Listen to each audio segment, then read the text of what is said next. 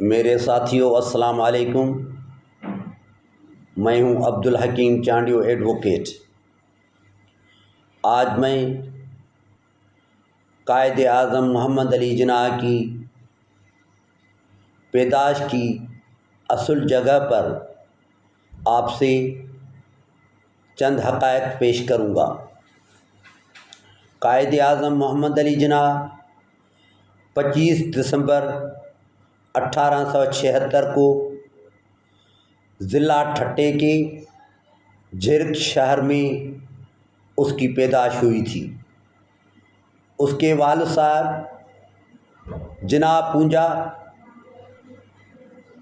کاٹھیاواڑ کے ایک راجکوٹ شہر سے یہاں پر سندھ میں آباد ہوئے تھے، اور جیسے ٹھٹا کے شہر جھرک میں آئے تو وہاں پہ مستقل سکونت اختیار کر لی۔ وہ چمڑے کے کاروبار میں مہارت رکھتے تھے اور وہ مڈل کلاس کے بیوپاری تھے۔ اس نے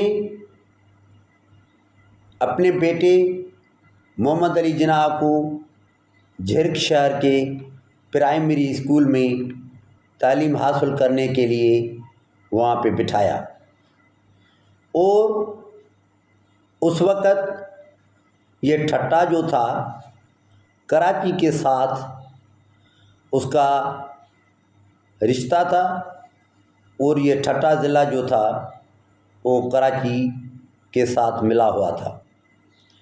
میں نے جب یہ دیکھا کہ قائد اعظم محمد علی جناح کی پیدائش کا جگہ جو تاریخ کو لکھنے والے، پاکستان کی تاریخ کو کے مورخ حقائق کو کیسے چھپاتے ہیں، سچی باتوں کو کیسے چھپاتے ہیں، نوجوان نسل کو کیسے گمراہ کرتے ہیں، اور اصل کہانی نوجوان نسل کو بتانا وہ چاہتے ہی نہیں۔ اصل ہسٹری، تاریخ کے حقائق سے نوجوان نسل کو بے خبر رکھتے ہیں۔ یہی سازش ہے کہ لوگوں کو اصل حقائق کی معلومات نہ مل سکے۔ یہ لکھ رہے ہیں کہ محمد علی جناح وزیر مینشن کراچی میں پیدا ہوئے۔ یہ آج میں بڑے اعتماد کے ساتھ اپنے آپ کو جواب دہ سمجھتے ہوئے یہ کلیئر کرنا چاہتا ہوں کہ محمد علی جناح ضلع ٹھٹا جھرک شہر میں پیدا ہوئے، اور وہاں ہی اس نے تعلیم حاصل کی ابتدائی، لیکن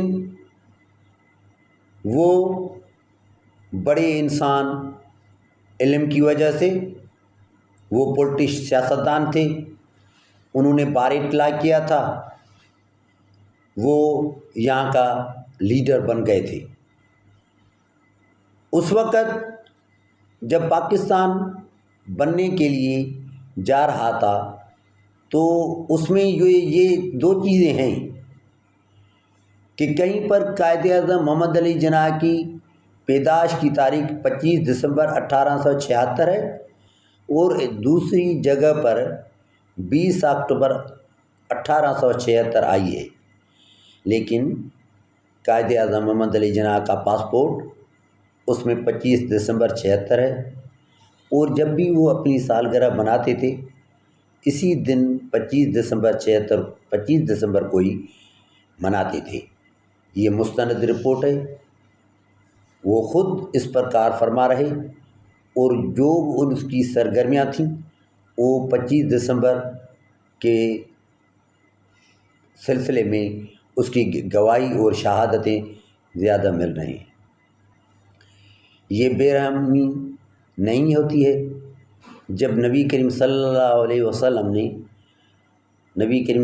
علیہ وسلم کو اللہ تبارک و تعالیٰ نے مخاطب ہوتے کہا کہ یثرب کے رہنے والے، یثرب تو کافروں کا نام تھا نا. ویسے تو نبی کریم صلی اللہ علیہ وسلم کے شہر کا نام بن گیا پھر مدینۃ الرسول.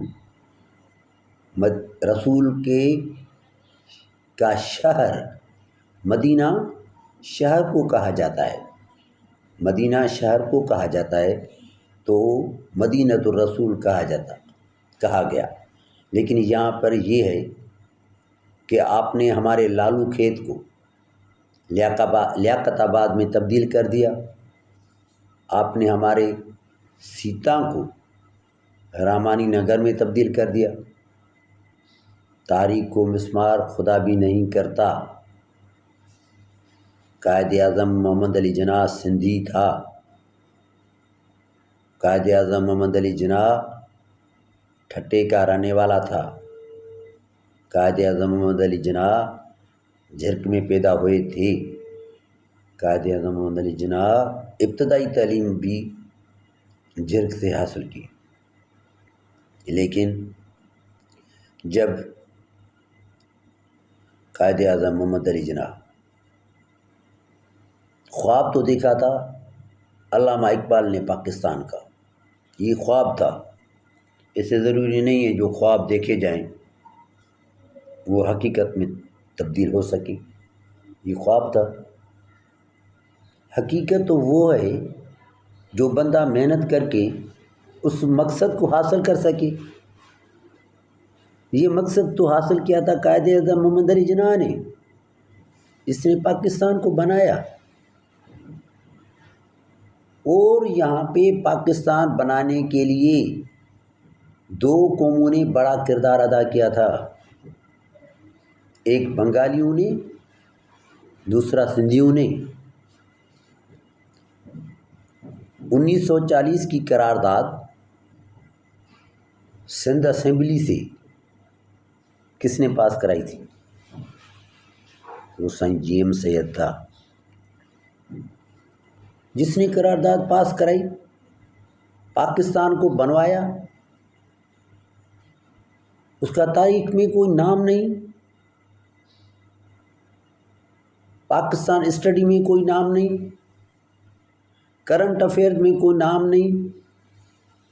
پاکستان جب بنا تھا اس ایام میں جو اپنے بکس لکھی ہیں وہاں پہ کوئی سائیں جی ایم سید سنوالی کی بڑی شخصیت کا کوئی نام نہیں.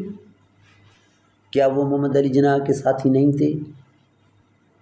کیا اس نے محمد علی جناح کے ساتھ مل کر محنت جدوجہد مشقت پاکستان بنانے کے لیے نہیں کی تھی؟ آپ نے اس کو مایوس کیا جیسے آپ نے شیخ مجیب کو مایوس کیا. شیخ مجیب نے پاکستان بنایا. رابندر ناتھ ٹیگور کی شاعری نے یہاں کے انگریزوں کو نکالنے میں اس نے بڑا روح قوموں کو دیا. اور وہ بنگالی جو پاکستان کے ساتھ سچے تھے اور اس کے لیڈر شیخ مجیب الرحمان نے 162 سیٹیں حاصل کر لی تھیں اور یہاں کے ذوالفقار علی بھٹو نے 81 سیٹیں حاصل کی تھیں. آپ نے اقتدار شیخ مجیب کو نہیں دیا کیونکہ ہر ایک کے ساتھ آپ زیادتی کرتے آ رہے ہیں. سائیں جی ایم سید نے کہا یہ پاکستان 5 قومیں بنانے جا رہی ہیں، پاکستان فیڈریشن ہوگا. یہاں پہ قوموں کے وجود کو کوئی مسخ نہیں کر سکتا. پاکستان کے وجود کا بنیاد 5 قوموں نے رکھا ہے. یہاں پہ جمہوریت کی بالادستی ہوگی، یہاں پر آئین کی بالادستی ہوگی، یہاں پر قوموں کے حقوق کو سبوتاج نہیں کیا جائے گا، یہاں پر قوموں کے حقوق کی علمبرداری کی جائے گی. یہاں پر قوموں کے حقوق کو اور وجود کو جو بھی مسخ کرے گا اس کے خلاف قانون آئین کے مطابق کارروائی کی جائے گی. پھر کیا ہوا؟ بنگالیوں کو آپ نے اتنی بڑی سزا دے دی. کبھی بھی تاریخ میں بڑی اکثریت نے اقلیت سے آزادی حاصل نہیں کی ہے۔ بڑے لوگ، زیادہ لوگ جن کی آبادی زیادہ ہوتی ہے وہ کم لوگوں سے، کم آبادی والے عوام سے، قوموں سے آزادی حاصل نہیں کرتے۔ لیکن یہ پاکستان کی بڑی ستم ظریفی ہے کہ بنگالی اکثریت میں ہوتے ہوئے اقلیت سے انہوں نے آزادی حاصل کی، اور یہ ہوا۔ آپ نے بھی دیکھا، ہم نے بھی دیکھا۔ یہ بڑا یہاں کے علاقے میں محمد علی جناح تپ میں مبتلا تھا 1930 سے۔ وہ اپنا سفر اچھی طرح نہیں کر سکتا تھا سیاست میں۔ اس نے یہ سیکریٹ رکھا تھا، یہ راز رکھا تھا کہ اگر یہ میں چیز کلیئر کروں گا تو پھر ہمیں آزادی لارڈ ماؤنٹ بیٹن نہیں دے گا۔ وہ لارڈ ماؤنٹ بیٹن نے یہ کہا بھی کہ اگر ہمیں معلوم ہوتا کہ محمد علی جناح پھپھڑوں کے مرض میں مبتلا ہیں تو پاکستان کبھی بھی نہیں بنتا۔ اس جو چیسٹ کے انفیکشن میں مبتلا ہیں، جو پاکستان کے بڑے لیڈر ہیں، جو کوئٹ انڈیا موومنٹ کی تحریک میں اس نے مہاتما گاندھی، جواہر لال نہرو والوں، عنایت اللہ مشرقی، عطا اللہ شاہ بخاری، مولانا ابوالکلام آزاد، شیخ مجیب، مولانا باشانی والوں کے ساتھ مل کر اس نے جدوجہد کی اور یہاں سے انگریزوں کو نکالا۔ جب وہ بیمار ہوا تب میں چیسٹ انفیکشن میں، ٹیوبرکلوسس میں، تو ان کو جا کر آپ نے زیارت کی۔ اس تقریباً 3000 بلندی پر زیارت شہر واقع ہے، وہاں پہ اس کو آپ نے رکھا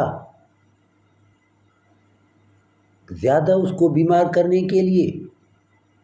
جب اس کو آپ شفٹ کر رہے تھے تو آپ کے پاس کوئی گاڑی نہیں تھی، سارا گھنٹہ ایک ٹوٹی ہوئی گاڑی میں اس کو سلایا گیا، بیٹھنے کی پوزیشن میں نہیں تھا، بیٹھ نہیں سکتا تھا، وہاں پہ آپ نے اس کو سلایا دیا، وہاں پہ انتظار کرتا رہا کہ گاڑی آئے تو اس کو اسپتال پہنچا سکے۔ یہ اتنا ظلم کیا ہے؟ آپ نے پاکستان میں محمد علی جناح کو شعوری طور پر اس کی موت کے اس میں آپ کے ہاتھ رنگے ہوئے ہیں، آپ نے ان کو مرایا۔ فقط محمد علی جناح کو آپ نے نہیں مرایا، آپ نے تو 73 کے آئین کے بانی، ایٹم بم دینے والے شخصیت، 90,000 قیدیوں کو جس نے واپس کرایا، ہزاروں کلومیٹر آپ کی سرزمین کی جب بھارت کے پاس تھی، اندرا گاندھی کے ساتھ مل کر وہ واپس لے کر آئے، یہاں پر اسٹیل مل آپ کو دی۔ آپ کے آئین میں جو قادیانیوں کو جس نے کافر قرار دیا، یہ جدا بحث ہے۔ جو آپ ان سے راضی ہیں کہ یہ بڑا فیصلہ ہوا کہ ان کو قادیانی قرار دیا گیا، جس کی مسجدیں نہیں ہوں گی، جو اذان نہیں دے سکیں گے، جو اپنے آپ کو مسلمان نہیں کہلائیں گے، مولانا مفتی محمود والے، پروفیسر غفور والے، یہ ساروں نے بڑی خوشی کا اظہار کیا، ان سے یہ فیصلہ کرا لیا۔ اس کے باوجود اس کو آپ نے پھانسی دی، اس کے ایک بیٹے کو زہر دلایا، دوسرے بیٹے کو اپنی 70 کلفٹن کے گھر کے سامنے گولیوں سے چھلنی کر دیا۔ اس کی بیٹی کو 27 دسمبر 2007 کو لیاقت باغ راولپنڈی کے جلسے سے نکلتے ہوئے اس کو اڑا دیا۔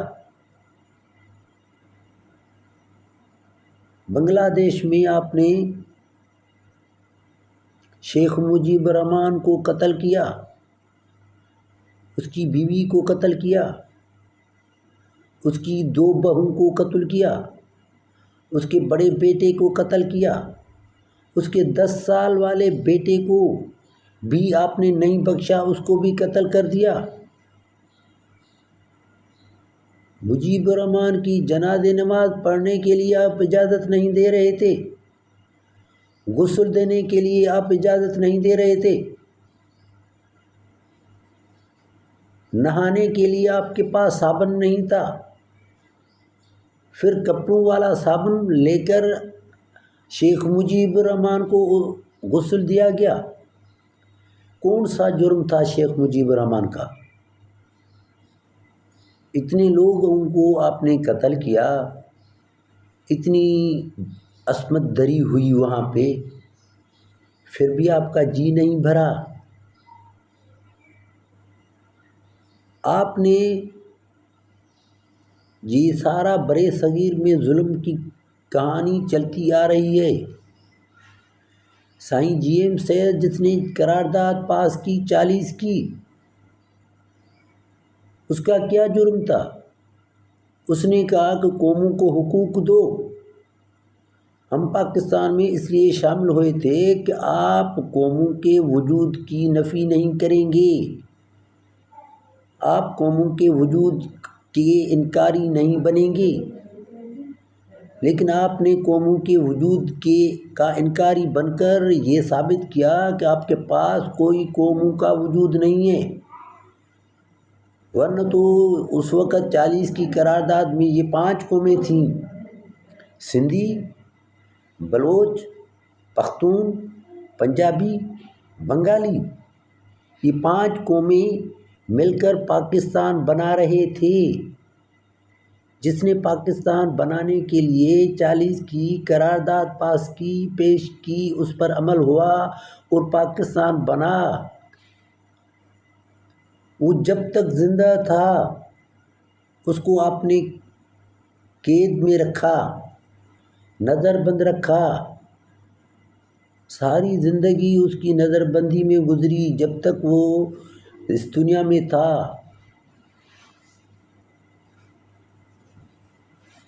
پھر بھارت میں بھی یہی ہوا، اندرا گاندھی کو قتل کیا گیا، راجیو گاندھی کو قتل کیا گیا، مہاتما گاندھی کو جو اہنسا کے پیروکار تھے، عدم تشدد کے پیروکار تھے، جس کے جسم پہ اچھے کپڑے نہیں تھے، ایسا جسم ننگا ہوتا تھا، فقط ایک دھوتی ہوتی تھی اور پھٹی ہوئی چپل اس کے پاؤں میں ہوتی تھی، اتنا شریف النفس انسان تھا، اس کو بھی نہیں بخشا گیا، اس کو ختم کیا گیا۔